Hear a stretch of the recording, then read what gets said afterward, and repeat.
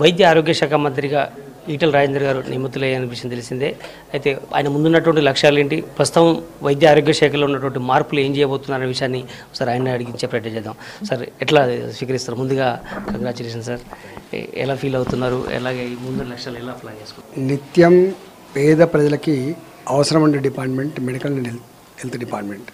తెలంగాణ రాష్ట్రం ఏర్పడిన తర్వాత గౌరవ ముఖ్యమంత్రి గారు తెలంగాణ ఆర్థికంగానే కాదు, తెలంగాణ ఆరోగ్యపరంగా కూడా గొప్పగా ఉండాలనేటువంటి సంకల్పం.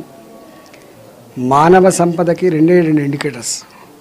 ఆ మానవ సంపదని జ్ఞానవంతం చేయడం, విజ్ఞానవంతంగా చేయడం, ఆ మానవ సంపదని ఆరోగ్యవంతంగా చేసేటువంటి పాలసీలో భాగంగానే ఈ 4.5 సంవత్సరాల కాలంలో అనేక రకాల కొత్త ఇన్నోవేషన్స్, కొత్త స్కీమ్స్ లాంచ్ చేసి ప్రజలకు ప్రభుత్వ వైద్యం మీద విశ్వాసం కల్పించిన రాష్ట్రం తెలంగాణ.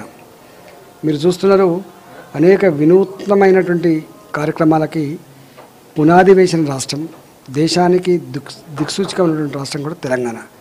కంటి వెలుగు కావచ్చు, కేసీఆర్ కిట్ కావచ్చు, అన్ని ప్రభుత్వపరమైన హాస్పిటళ్లలో అప్గ్రేడ్ చేసుకొని సౌకర్యాలు కల్పించే విషయంలో కావచ్చు, అనేక రకాల కొంత చేసుకున్నాం. ముఖ్యమంత్రి గారి ఆశయాల మేరకి, ప్రజల అవసరాల మేరకి, ఆనాడు మా సహచర మంత్రివర్యులు లక్ష్మారెడ్డి గారి శ్రమ మేరకి దాన్ని ముందు కొనసాగించే బాధ్యత ఉన్నట్టుగా నేను భావిస్తా ఉన్నా. దీంట్లో ఎన్ని చేసినప్పటికీ కూడా కొత్త ఛాలెంజెస్, కొత్త సమస్యలు ఎప్పుడు వస్తూనే ఉంటాయి. కాబట్టి 100కు 100% న్యాయం చేకూర్చే సత్తా నాకు లేకపోవచ్చు, కానీ ఉన్నంతలో విశ్వాసం కలిగించి, ఉన్నంతలో ఆదుకునే ప్రయత్నం చేసి, ఉన్నంతలో పేదలకి ఉచితమైనటువంటి నాణ్యమైన విద్యను అందించే ప్రయత్నం చేస్తాం. అంటే పౌర సరఫరాల శాఖ మంత్రిగా, ఆర్థిక శాఖ మంత్రిగా ఉంటూనే మీరు ఆర్థిక శాఖ మంత్రిగా నిధులు కూడా కేటాయించారు. అయితే ఆ స్థాయిలో ఇప్పుడున్న బడ్జెట్ సరిపోతుందా? అదనంగా ఏ స్థాయిలో కేటాయిస్తే బాగుంటుంది? చాలా సమస్యలు ఉన్నాయి, దాన్ని ఎలా తీర్చబోతున్నారు? మెడికల్ అండ్ హెల్త్కి ఎంత డబ్బు ఇచ్చినా కూడా అబ్జర్వ్ చేసుకునే కెపాసిటీ ఉంటుంది దానికి. ఎందుకంటే అనేక 21 హెచ్ఓడీస్తో కూడుకున్నటువంటి పెద్ద డిపార్ట్మెంట్ ఇది. ఒక మాట చెప్పాలంటే అన్ని వర్గాల ప్రజలకి ఇది అవసరమైన డిపార్ట్మెంట్. కాబట్టి డెఫినెట్గా ఉన్నంతలో ఆ ఇచ్చిన బడ్జెట్లోనే కొంత మెరుగైనటువంటి పద్ధతులలో ప్లాన్ చేసుకొని ఖర్చు పెట్టుకొని అది అధిగమిస్తామనే విశ్వాసం ఉంది. ముఖ్యంగా నిమ్స్ హాస్పిటల్ చాలా ప్రతిష్టాత్మకమైంది. ఈ నిమ్స్ హాస్పిటల్లో తరచుగా ఏదో సంఘటన జరుగుతుంది, పేషెంట్లు చాలా ఎంతో ఆశతో వస్తున్నారు, కానీ తరచుగా ఏదో రకమైన వివాదం జరుగుతుంది. దాన్ని ముఖ్యంగా స్పెషల్ ఫోకస్ పెట్టే అవకాశం ఉంది. మొత్తం ప్రభుత్వపరమైన వైద్యం, అది నిమ్స్ కావచ్చు, అది ఎయిమ్స్ కావచ్చు, ఇంకోటి కావచ్చు, లేదా ప్రైవేట్ మెడికల్ కాలేజీలలో పేదలకు వైద్యం అందించేది కావచ్చు, ఆరోగ్యశ్రీ రూపంలో, ఇవన్నీ కూడా స్ట్రీమ్లైన్ చేస్తాం. ఒకటి ప్రయారిటీ కాదని కాదు, కానీ పిహెచ్సిల నుంచి మొదలుపెట్టి ఈ నిమ్స్ స్థాయి హాస్పిటల్ వరకు, ఉస్మానియా గాంధీ హాస్పిటల్ స్థాయి వరకు పూర్తి స్థాయిలో వాటిని సమీక్షించుకొని ఆ తదుపరి మీకు చెప్తాం.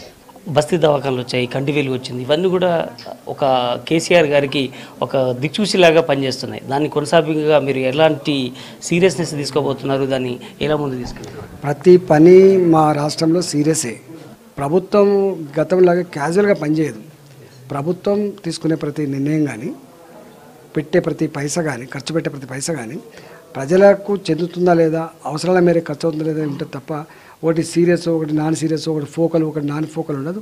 కాకపోతే ఈ క్రమంలో కొన్ని నిత్యం అవసరాలు ఉండేటువంటి ఉంటాయి. కాబట్టి ఆ నిత్యం అవసరం ఉండేది ఆ డిపార్ట్మెంట్లో వైద్యం ఒకటి, కాబట్టి దాని మీద మరింత సీరియస్గా ఫోకస్ చేస్తారు. డాక్టర్లు చాలా అసంతృప్తితో ఉన్నారు, చాలామంది కొరత ఉంది, ఉన్న ప్రమోషన్స్ లేవు, ఏజ్ పెంపు, ఇలాంటి చాలా ఇష్యూస్ ఉన్నాయి. దాన్ని మీరు ఆల్రెడీ గతంలో ఉన్నప్పుడు చూశారు. దీన్ని ఎట్లా దాన్ని 70 సంవత్సరాల స్వతంత్ర భారతదేశంలో మీరు దేశవ్యాప్తంగా అనేక చూస్తారు. ఈ రాష్ట్రంలో కూడా 56 సంవత్సరాల సమైక్య రాష్ట్రంలో అనేక సమస్యలు ఉన్నాయి. ఓవర్ నైట్లో ఏదో దేవుడు దిగొచ్చి మొత్తం సమస్యలన్నీ ఆంపటువంటి సమస్య పరిష్కరించే సత్తా ఎవరికి ఉండదు. అయినా ఈ 4.5 సంవత్సరాల కాలంలో అనేక రకాల రిఫార్మ్స్ ఇచ్చి, అప్గ్రేడేషన్ కావచ్చు, స్టాఫ్ కావచ్చు, స్టాఫ్ జీతాలు పెంచేది కావచ్చు, అవుట్ సోర్సింగ్లో ఉద్యోగం తీసుకునే విషయం కావచ్చు, కొంత గతంలో నేను రాని బిడ్డో సర్కారు దవాఖానకి అనే దాని నుంచి నేను వస్తా దవాఖానకి నాకు వైద్యం అంత విశ్వాసం కలిగించడం అంటే 56 సంవత్సరాల రుగ్మతల్ని 4.5 సంవత్సరాల కాలంలోనే కొంత రూపం అంటే తెలంగాణ ప్రభుత్వం యొక్క పనితనం ఎట్లా ఉందో, తెలంగాణ ప్రభుత్వ కమిట్మెంట్ ఏందో నేను మాటలో చెప్పాల్సి ఎక్కర్లేదు. ఇది తన ముందున్న లక్ష్యాలు చాలా ఉన్నాయి. లక్ష్మారెడ్డి కొనసాగించినటువంటి విధంగానే దాన్ని మరింత మెరుగ్గా చేయడానికి ప్రయత్నం చేస్తానన్నటువంటి ఆశాభావాన్ని ఈటెల రాజేందర్ వ్యక్తం చేస్తున్నారు. Camera person Srikanth, Narendra V6 news, Hyderabad.